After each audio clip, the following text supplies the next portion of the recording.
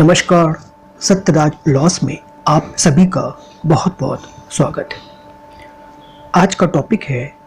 निराशा का सिद्धांत की वजह से अगर संविदा के पालन से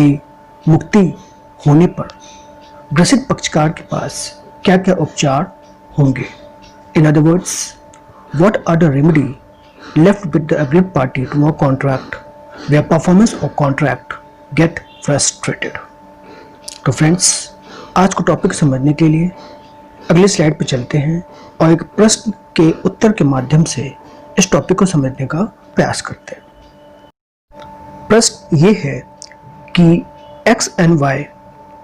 enter into a contract. X और वाई ने एक संविदा किया जिसमें वाई इस बात पर सहमत हुआ है कि वो एक्स को म्यूजिक हॉल जो कि वाई के पास है वो कंसर्ट के लिए किराए पर देगा। इसके लिए एक्स 10,000 रुपये एडवांस वाई को देता है और ये सहमत करता है कि 20,000 रुपये जैसे कंसर्ट ख़त्म हो जाएगा वैसे उसे वाई को दे दिया जाएगा। आफ्टर मेकिंग दिस कॉन्ट्रैक्ट, इस संविदा के होने के बाद एक दिन पहले यानी कंसर्ट से एक दिन पहले जिस हॉल को किराए पे देना था वो हॉल नष्ट हो गया क्योंकि उसमें भयंकर आग लग गई। हालांकि इस आग में किसी का कोई फॉल्ट नहीं था, नाइदर एक्स नॉर वाई। अब एक्स जो है वाई से क्लेम करता है रिफंड ऑफ द एडवांस क्योंकि उसका कंसर्ट नहीं हो पाया and also damages for not holding the concert. Y ने दूसरी तरफ वो भी क्लेम किया कि जो बैलेंस 20,000 रुपये वो भी दिया जाए। तो अब हमें इस प्रश्न को डिसाइड करना है कि एक्स और वाई का क्या क्या राइट और क्या क्या हक इस घटना से प्राप्त होता है। तो चलिए फ्रेंड्स, अगले स्लाइड पर चलते हैं और इस प्रश्न के उत्तर के माध्यम से और संबंधित प्रावधान को देखते हुए इस प्रश्न को सॉल्व करने का प्रयास करते हैं। दिए गए प्रश्न के उत्तर को जानने के लिए हमें इंडियन कॉन्ट्रैक्ट एक्ट 1872 का 2 सेक्शंस देखना होगा जो कि एक डॉक्ट्रिन ऑफ फ्रस्ट्रेशन संबंधित है सेक्शन 56 और दूसरा उपचार से संबंधित है सेक्शन 65। ठीक है फ्रेंड, तो पहले देखते हैं डॉक्ट्रिन ऑफ फ्रस्ट्रेशन यानी सेक्शन 56 यानी निराशा का सिद्धांत, जो ये कहता है कि इम्पॉसिबिलिटी ऑफ परफॉर्मेंस यानी जब संविदा हो जाती है या होने के दौरान या होने के पश्चात अगर ऐसी संभावना दिख रही है कि उसका पालन कराना इम्पॉसिबल यानी असंभव हो गया है तो उसे ही हम कहते हैं डॉक्ट्रिन ऑफ फ्रस्ट्रेशन। और यह मैक्सिम पे निर्भर है जो कि कहते हैं लॉ नॉन कोजिट एड इम्पॉसिबिलिया। इसका मतलब है कि law does not compel the impossible act यानी कानून भी ऐसे कार्य को बाध्य नहीं कर सकती, कंपेल नहीं कर सकती करने के लिए जो इसके करना ही असंभव हो, पक्षकार उसे कर ही नहीं सकता। ठीक है, तो अब इसकी वर्डिंग क्या है सेक्शन 56 का कि an agreement to do an impossible act is itself void यानी कोई भी करार ऐसा असंभव कार्य के लिए अगर की जाती है तो वो खुद ही शून्य हो जाता है। और इम्पॉसिबिलिटी जो होती है या तो फिजिकल होगा या लीगल होगा या प्रैक्टिकल होगा। सारे इम्पॉसिबिलिटी असंभावना चाहे वो भौतिक रूप से हो, कानूनी रूप से हो या प्रैक्टिकली अगर इम्पॉसिबिलिटी आती है तो ये सारे का परिणाम ये होगा कि वो संविदा जो है वो शून्य हो जाएगी। और जैसी संविदा शून्य होगी वैसे पक्षकार जो है वो मुक्त हो जाएंगे अपने पार्ट या अपने वचन को निभाने के लिए जो करार में उन्होंने कर रखी है। अब देखिए प्रकार, देखा जाए तो इम्पॉसिबिलिटी यानी असंभावना जो है 2 प्रकार की होती है। एक पहला है इनिशियल इम्पॉसिबिलिटी जो कि 56 का पार्ट 1 कहा जाता है। और इनिशियल इम्पॉसिबिलिटी तब कही जाएगी जैसे एग्जाम्पल है कि A agrees with B to discover the treasure by magic, this agreement is void ab initio यानी कि ए और बी के बीच में ऐसा करार होता है कि वो मैजिक यानी जादू के माध्यम से खजाना को डिस्कवर कर लेगा, खोज लेगा। ठीक है, और ये एग्रीमेंट वॉइड एब इनिशियो, क्योंकि ऐसा लग रहा है कि जो करार हुआ है उसे पक्षकार कर ही नहीं सकते, क्योंकि जादू के माध्यम से कोई खजाना आज तक प्राप्त नहीं हो पाया है। दूसरी है जो 56 का सेकंड पैरा कहता है सब्सिक्वेंट इम्पॉसिबिलिटी, यानी कि जिस समय करार हुआ था उस समय सब कुछ ठीक ठाक था, लेकिन पश्चातवधी यानी कुछ समय पश्चात वो करार ऐसा हो गया कि कोई ऐसी घटना घटी जिसकी वजह से जो है वो करार को पालन कराना इम्पॉसिबल हो गया, असंभव हो गया। ठीक है, और इसे हम कहते हैं अनलॉफुलनेस या डॉक्ट्रिन ऑफ सुपरवीनिंग इम्पॉसिबिलिटी, यानी कि ऐसी असंभावना जो करार होने के पश्चात करार पर लागू हो गया है, यानी करार को निभाना असंभव हो गया है। जैसे ए और B contract to marry each other, A और बी ने आपस समझौता किया हुआ एक दूसरे शादी कर लेंगे, लेकिन before the time fix for the marriage, जिस दिन डेट फिक्स हुई थी उससे पहले ही ए गॉस मैड, ए पागल होगी, विच्छित हो गई। अब ये जो शादी का जो कॉन्ट्रैक्ट है अब ये इम्पॉसिबल हो गया है। क्यों? क्योंकि जो पक्षकार हैं वो खुद ही असक्षम हो गए हैं उस संविदा के करार को निभाने के लिए, और इसलिए कहते हैं इसे ऐसे करार को डॉक्ट्रिन ऑफ सुपरवीनिंग इम्पॉसिबिलिटी। आगे देखते हैं कि कौन कौन सी और घटना है जिसकी वजह से पक्षकार जो है इनकैपेबल हो जाते हैं और संविदा जो है वो निराश हो जाती है, उसको पालन करना संभव नहीं हो पाता है। सेक्शन 56 का पैरा 2 जो है और फर्दर एक्सप्लेन करता है कि what is doctrine of frustration या डॉक्ट्रिन ऑफ सुपरवीनिंग इम्पॉसिबिलिटी, यानी कि निराशा का सिद्धांत क्या है। वो ये लाइन बताता है कि when a contract is possible to perform at a time when it is made, जब करार की जा रही थी उस समय तो लग रहा था कि जैसे वो संविदा का पालन हो जाएगा तो उसमें कोई दिक्कत नहीं आएगी, बट बिकम्स इम्पॉसिबल, लेकिन वो असंभव बन गया बिकॉज ऑफ सब्सिक्वेंट इवेंट। कुछ बाद की ऐसी घटना घटी जिसकी वजह से पक्षकारों के लिए लगभग इम्पॉसिबल यानी असंभव हो गया था उस संविदा को पालन करने में। ठीक है, और विच इज और ऐसी घटना थी कि जो कि beyond the control of parties, पक्षकारों के बस में नहीं था, और वो जो घटना घटी है वो पक्षकारों में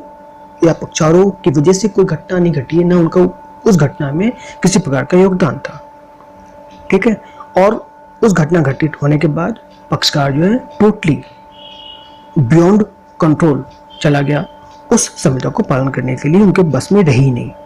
तो ऐसे में जो संविदा बनती है जो पक्षकार गलती की वजह से नहीं हो रही है, ऐसी घटना घट गई है, तो ऐसी संविदा यूजुअली जो है वो वॉइड हो जाती है, सुन हो जाती है। और ऐसे केसेस में जहाँ पर संविदा सुन हो गई है तो in such cases parties are discharge, जो पक्षकार होते हैं वो मुक्त हो जाते हैं from their rights and liabilities regarding contract, यानी कि संविदा के अंतर्गत जो भी उनके अधिकार हैं और उनके दायित्व है उनसे वो पक्षकार मुक्त हो जाते हैं। ठीक, जैसे कि एग्जाम्पल आप देख सकते हैं कि संविदा हुआ और उसके बाद जो है जिस विषय वस्तु के लिए हुआ वो नष्ट हो गया, यानी डिस्ट्रक्शन ऑफ सब्जेक्ट मैटर। ठीक, जैसे इसमें इस प्रश्न में दिया हुआ है कि म्यूजिक हॉल को वो किराए पे लेना चाह रहा था एक्स, लेकिन म्यूजिक हॉल ही खत्म हो गया, यानी कि सब्जेक्ट मैटर जिस विषय वस्तु के लिए करार हुआ है विषय वस्तु ही नष्ट हो जाता है, तो भी डॉक्ट्रिन ऑफ फ्रस्ट्रेशन लागू हो जाता है। दूसरा देखिए, जब पक्षकार जो है या तो उनका देहांत हो जाता है या असक्षम हो जाते हैं तो भी वो संविदा जो है निराश हो जाती है, फ्रस्ट्रेट हो जाती है, क्योंकि जिन्हें पालन करना था उनका ही देहांत हो गया, वो या वो इनकैपेबल हो गए हैं, तो फिर कोई भी कॉन्ट्रैक्ट का पालन नहीं हो पाएगा। ठीक, तीसरा है आउटब्रेक ऑफ वॉर, पालन हुआ उस समय ठीक था, जब पालन के समय आया उस समय जो है दो राष्ट्रों के बीच में या कहीं युद्ध छिड़ गया, अब युद्ध की वजह से सारा आना जाना बंद हो जाता है। ठीक है, या आप दूसरा एग्जाम्पल कह सकते हैं जैसे पेंडेमिक आ गया, कोविड-19 आ गया, तो ये ऐसी घटना है क्योंकि कोविड-19 से पहले अगर कोई करार हुई है और कोविड की वजह से रुक जाती है तो फिर इस पर पक्षकार की कोई गलती नहीं है और ऐसे में संविदा जो है वो फ्रस्ट्रेट हो जाती है। चौथा है कि कोई लेजिस्लेटिव और गवर्नमेंट इंटरवेंशन हो गया है, यानी जिस विषय वस्तु के लिए कॉन्ट्रैक्ट किया गया, संविदा की गई, उस पर कोई कानूनी अड़चन आ गया है या गवर्नमेंट ने बैन कर दिया है। जैसे कोई व्यापारी है, ठीक है, उन्होंने किसी प्रोडक्ट के एक्सपोर्ट या इंपोर्ट के लिए करार किया, और जिस वस्तु के लिए उन्होंने करार किया उस पर गवर्नमेंट इंटरवेंशन आ गया कि इसका एक्सपोर्ट नहीं हो पाएगा या इसका इंपोर्ट नहीं हो पाएगा, ठीक है, आयात निर्यात पे बैन लगा दिया उन्होंने, तो फिर इसमें पक्षकार की क्या दोष है? तो ऐसे में भी संविदा जो हुई है आयात या निर्यात करने की किसी वस्तु के लिए और उस पर गवर्नमेंट इंटरवेंशन लग गया है कि नहीं इस चीज़ का ना तो आयात होगा ना तो निर्यात होगा, तो ऐसे में भी संविदा फ्रस्ट्रेट हो जाती है। और लास्ट है defeat of purposes of agreement, यानी जिस उद्देश्य के लिए करार की गई वो पर्पस ही खत्म हो गया, ठीक है। जैसे कि कोई फंक्शन होने वाला है, कोई सेरेमनी होने वाली है, उसके लिए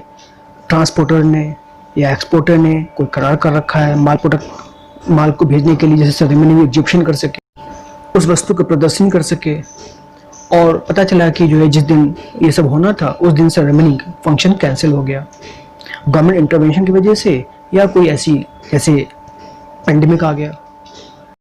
तो ऐसे में भी कोई भी संविदा ऐसी घटनाओं के पूर्व अगर हुई है और घटना घटने के बाद वो लगभग असंभव हो गया है, जो कि पक्षकार के कंट्रोल से बियॉन्ड चला जाता है, उनके वश से बाहर चली जाती है, तो ऐसे में भी संविदा फ्रस्ट्रेट हो जाती है। अब सवाल ये है कि अगर ऐसे संविदा फ्रस्ट्रेट हो जाती है तो उसमें जो एग्रीड पार्टी है उसके लिए क्या उपचार है? तो सेक्शन 65 में दिया हुआ of the Indian Contract Act और साथ ही section 33 of the Special Relief Act में दिया हुआ है कि जब भी कोई ऐसे व्यक्ति कोई वॉइड एग्रीमेंट के तहत या वो करार जो बाद में वर्ड हो गया है उसमें कोई बेनिफिट उसने प्राप्त किया है, तो ऐसे व्यक्ति की जिम्मेदारी है कि वो उस व्यक्ति को वो बेनिफिट वापस करे, रिस्टोर करा दे या कंपनसेट करे जिससे ऐसे व्यक्ति ने प्राप्त किया हुआ है, ठीक है। यानी कि obligation of person who have received advantage under void agreement और contract become void is bound to restore it और to make compensation for it to the person from whom it received it, ठीक है। अब जैसे इस problem को अगले slide पे देखते हैं कि कैसे इसे सॉल्व करते हैं। अब प्रॉब्लम के मेन सॉल्यूशन पे आते हैं। तो सेक्शन 56 और section 65 of the Indian Contract act के प्रावधान को देखें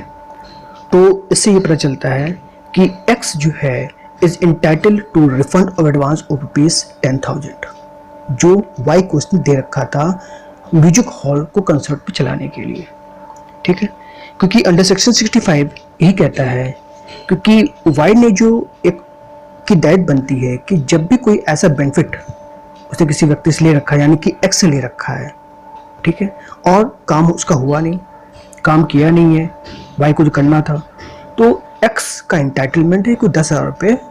Y से वापस प्राप्त करे under section 65 of the contract act. लेकिन हाँ, आगे कोई क्षतिपूर्ति उनको नहीं मिलेगी, ठीक है। अब Y on the other hand is not entitled to balance ₹20,000। जो बैलेंस जो है वो तब होता है ना जब कंसर्ट पूरा होता है, कंसर्ट पूरा हुआ ही नहीं, इसलिए Y को बैलेंस 20,000 रुपये प्राप्त करने का कोई हक नहीं है, क्योंकि अंडर सेक्शन 56 पैरा सेकेंड